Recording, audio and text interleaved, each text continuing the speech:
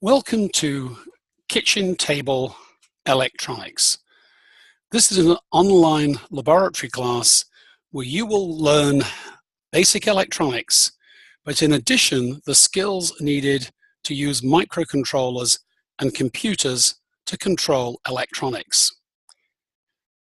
This class is being developed primarily as a 300-level online laboratory class, an online class that you can take by working at your kitchen table as the title suggests.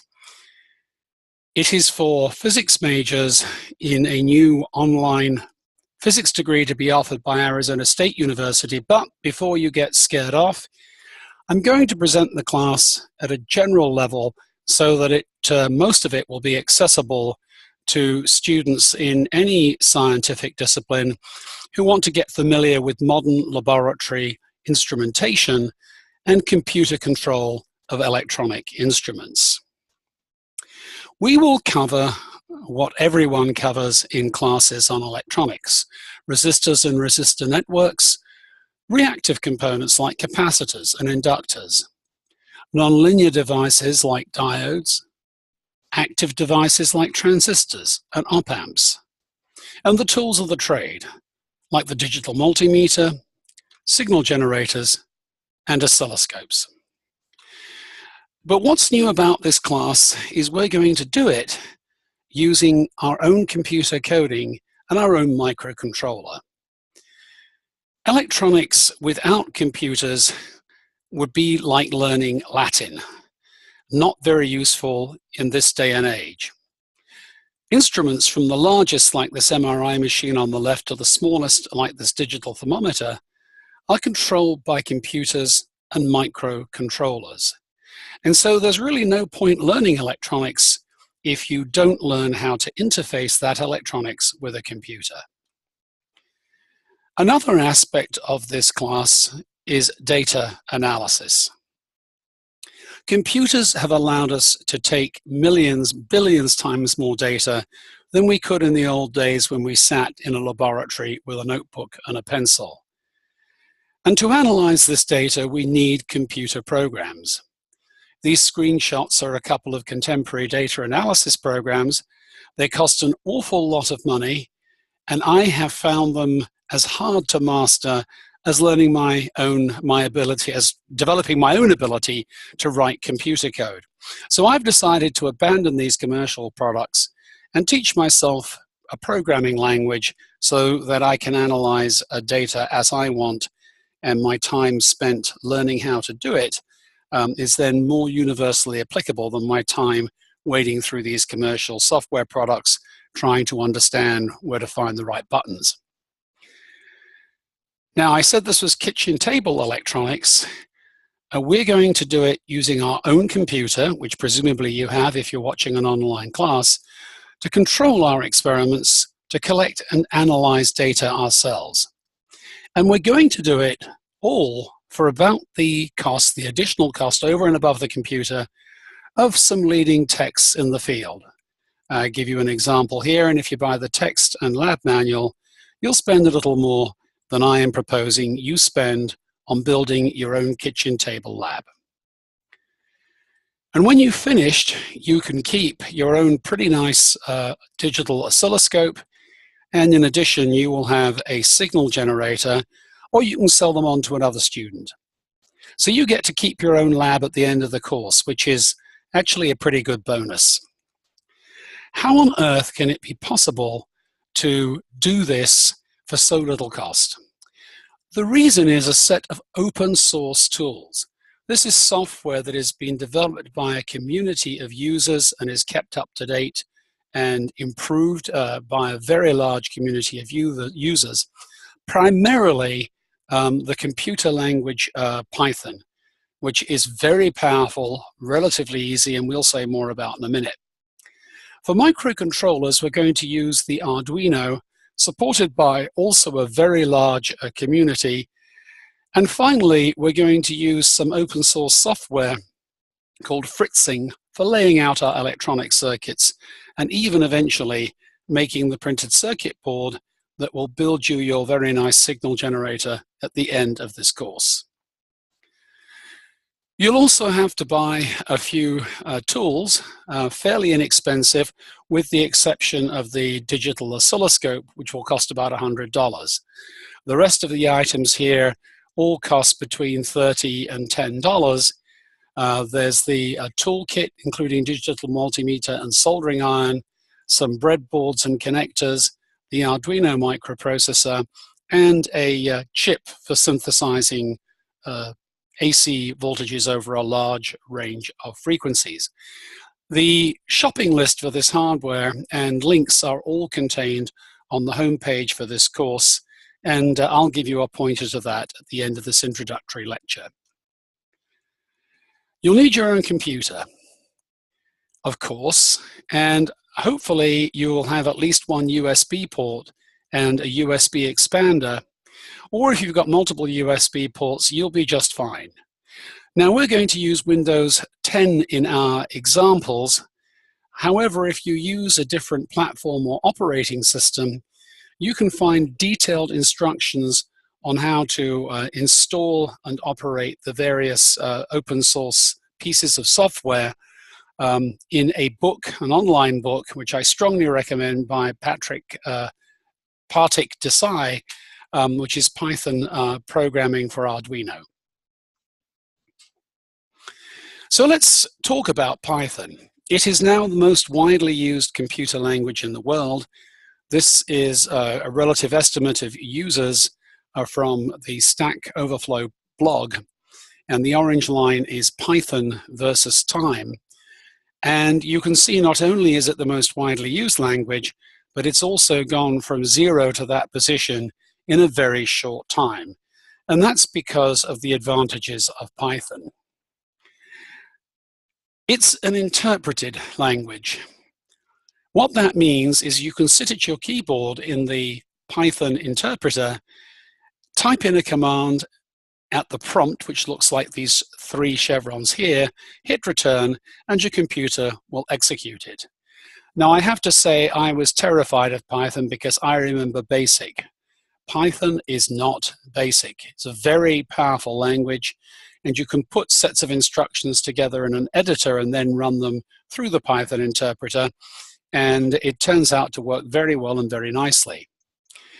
The main feature of Python is that it is a modern object-oriented language. This allows for the construction of something called classes.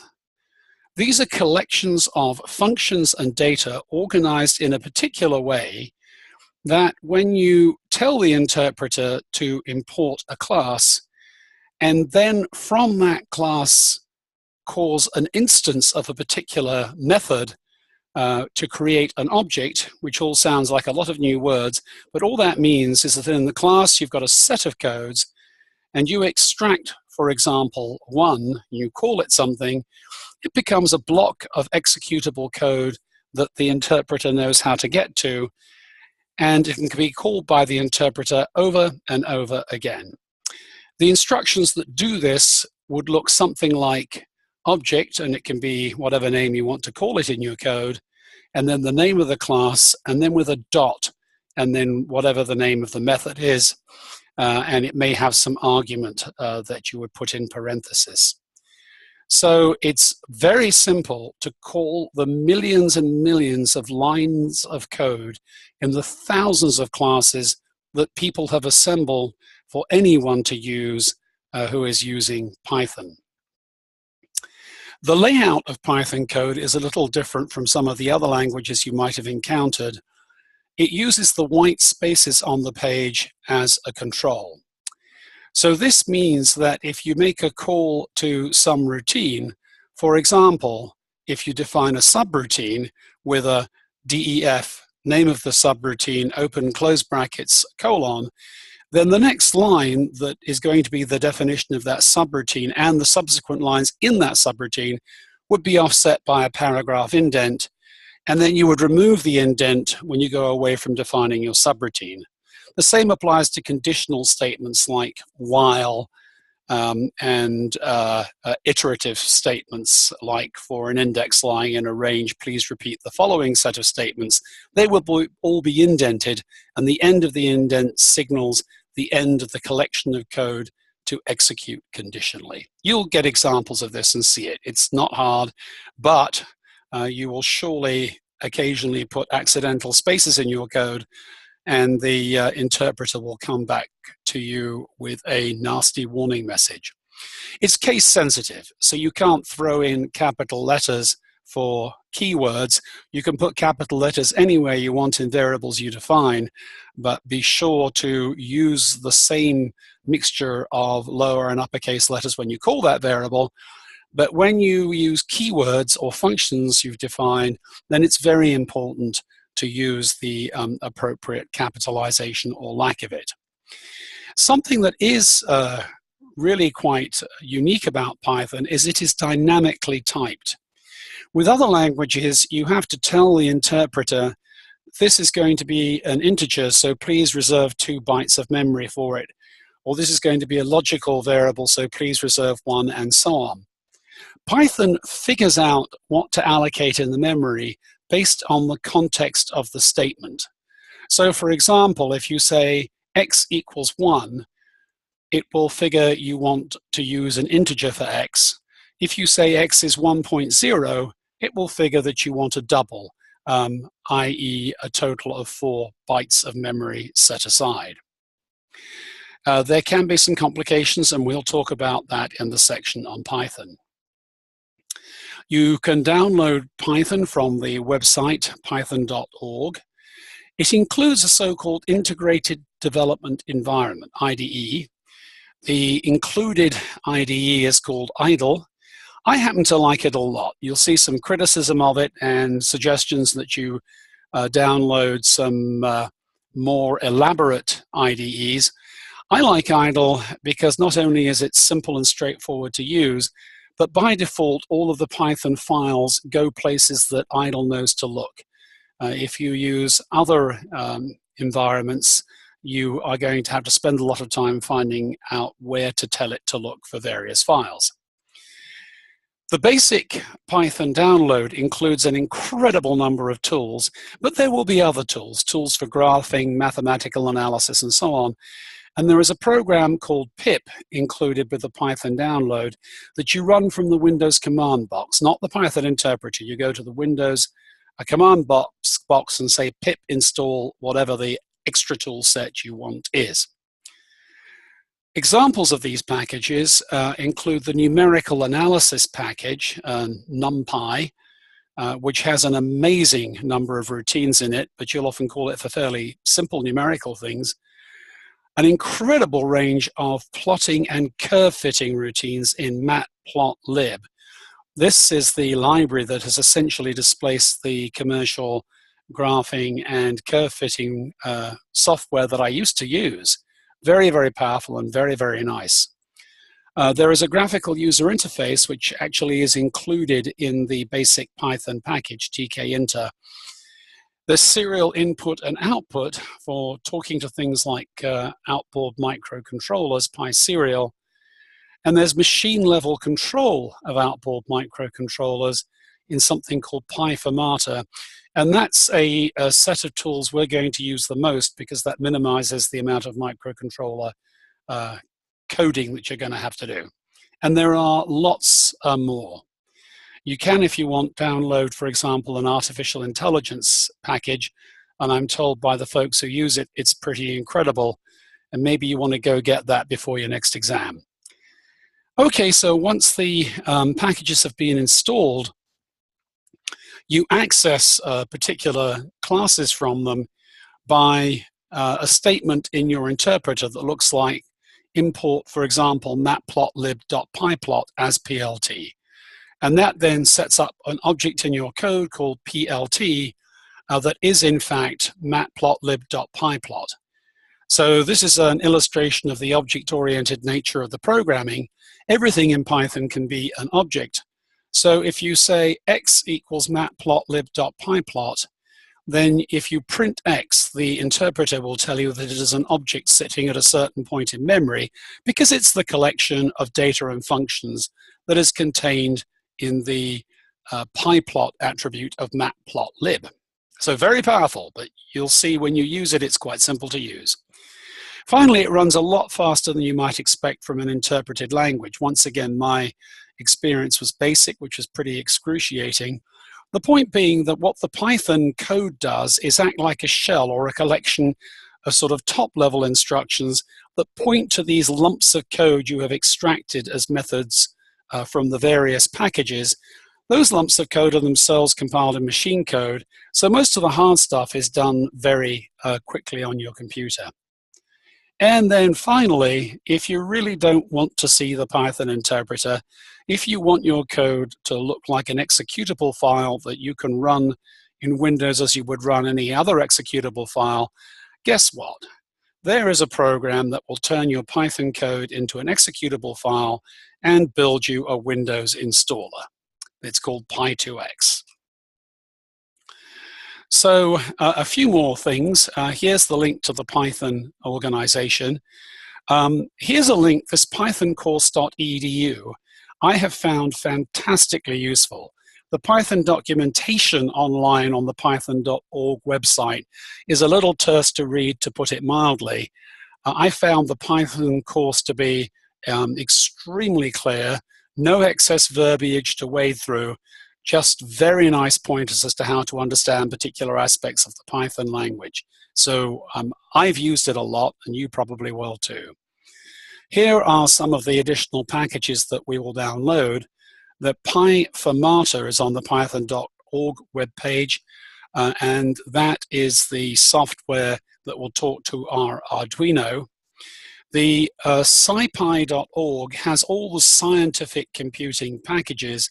In particular, I mentioned NumPy and Matplotlib, but this is where you will get exotic things like artificial intelligence if you want them. And if you want to write mathematical programs, this is where you'll go to get the tools. Now we go to the next star of our show, which is the Arduino. It's an amazing little thing. You can buy an excellent knockoff board, which isn't really a knockoff board because all of the design for this is open source, but you can buy a board for about $10. If you want the genuine Arduino, you're going to have to wait a long time for delivery and pay about 3 times more. But here it is. This little board has a microcontroller, a USB port that you can communicate with your computer with, a power plug here, and then actually a serial lines here that will let it communicate with other chips and so on.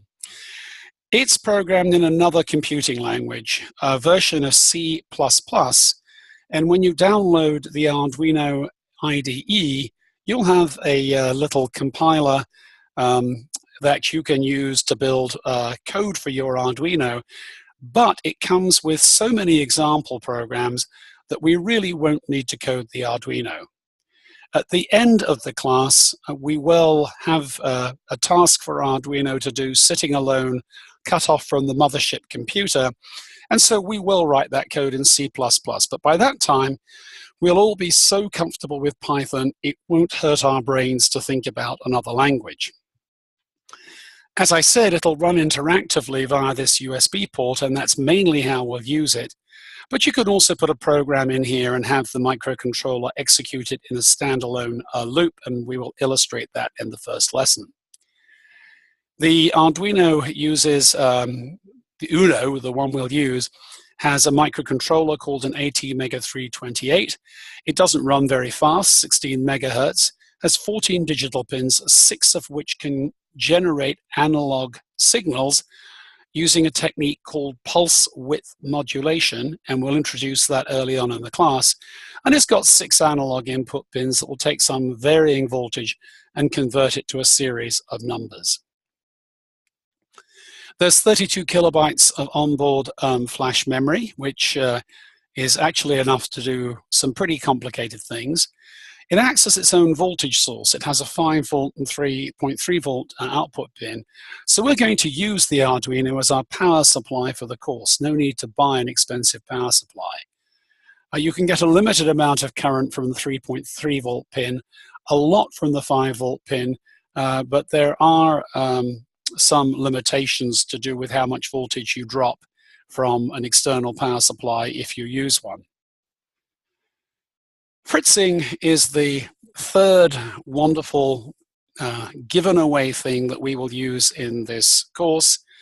It's for circuit layout and design. So this shows you here a Fritzing layout where one can click and connect points on the circuit and then hold down the mouse and make these bends and so on. So you can follow where to put wires in a breadboard to connect to your external circuit. It has a second view, which when you click on, then generates this nice schematic diagram, and then a third view, which makes you a printed circuit board. Generates a file that you can send off and have a professional printed circuit board made. So it's really a nice, handy piece of software to have. We're going to use it as a reference because you can do things like put component values in and get a picture of a component. So we'll use it for lots of things, and I recommend you download this too.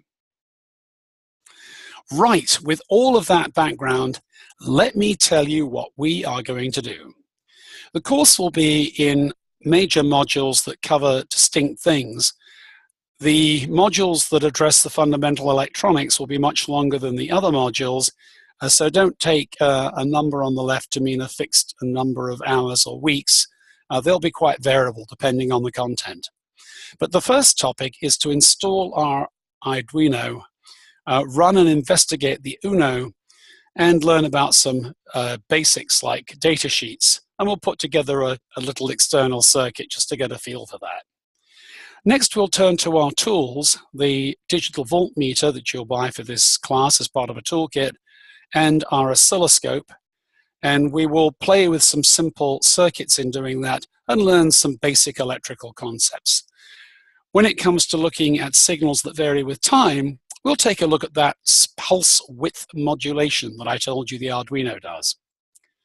Then we'll get a complete change of pace for Module 4, or Module 3 rather. We will install the Python integrated development environment, learn the basics of Python, and once we've done that, we will then use our Python to put together some data analysis tools, which you will be able to use throughout the rest of the course. Then we will play a little bit in Module 4 with controlling the Uno using instructions in PySerial. We'll pretty soon see that life gets complicated, and so we are going to make our commitment to working mainly and really only with Python by going over to Py4Mata. Py4Mata lets you address the hardware on the Arduino directly, and you set up the Arduino very easily by pointing to the examples folder, finding Formata, finding standard Formata, and clicking on it. And then your Arduino is programmed to go and talk to Python. Once we've done this, we'll find we can control our microcontroller to input and output signals. And so we will build a DC circuit analyzer that will look, for example, at the current that flows through a circuit as we step the voltage across it. We'll examine Ohm's laws, the Kirchhoff laws, the Thevenin and Norton equivalent theorems, and we'll look at nonlinear components like diodes, transistors, and op-amps. In the 7th module, we will build a signal generator on a breadboard using the AD9850 chip. Once we've got that going and can generate AC voltages of choice, we'll then build an AC circuit analyzer. This will look at the response of circuits containing reactive components like capacitors and inductives as we change the frequency. And then we will use capacitance resistive and inductive circuits to demonstrate the phenomenon of resonance and investigate it. Finally, we're going to have a module on advanced tools. There are tools available in Python, of course, from a module called PyMata that will let you communicate with remote chips that have standard buses. For laboratory equipment, there is PyVisa. This is for large pieces of equipment that are equipped with the so-called general purpose interface bus and or Ethernet ports.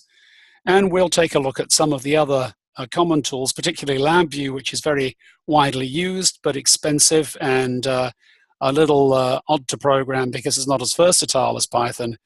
And if there's time, a look at a new tool that is Python compatible called arithpetire. For the final project, we will actually build that signal generator. We'll learn some C++, figure out how to program our Arduino to run as a standalone machine, and lay out and design our signal generator using Fritzing. Then we'll send it away, get our board, and we will build it. Finally, where do you go for background material? I have a kitchen table electronics blog at this website here. So it's my name, Stuart Lindsay, .wixsite, WIXSITE.com.